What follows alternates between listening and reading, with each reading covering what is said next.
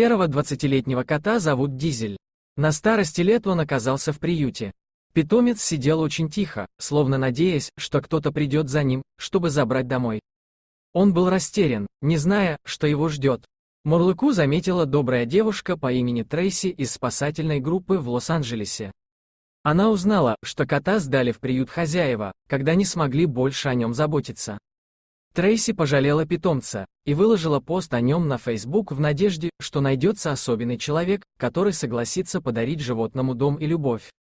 И задумка девушки удалась. Таис Ямамото прочла грустную историю старого кота в тот же день.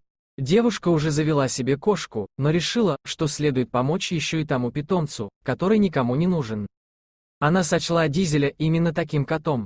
Таис договорилась о встрече с волонтерами и уже на следующий отправилась за котейкой. Девушка приехала в приют пораньше, не в силах дождаться встречи с Мурлыкой. Сотрудники вынесли ей кота в переноске, и Таис повезла его к себе. Только по прибытии домой девушка поняла, насколько питомец одинок и неухожен. Дизель был грязным, а его шерсть местами свалялась. Он выглядел очень грустным, но, когда новая хозяйка повезла его к ветеринару, стойко переносил все процедуры, понимая, что ему хотят помочь. В новом доме кот степенно прошелся по всем комнатам, а потом укрылся от всех под диваном в гостиной. Он явно был измучен, но оказаться в теплом уютном месте ему приятно. В первую ночь Дизелю плохо спалось, но он был рад, что рядом есть кто-то, кто составит ему компанию. Когда на следующий день ветеринар постриг кота и искупал его, кот почувствовал себя заметно лучше.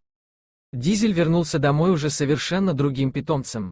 Он очень милый и садится на колени своей новой хозяйки каждый раз, когда она отдыхает на диване.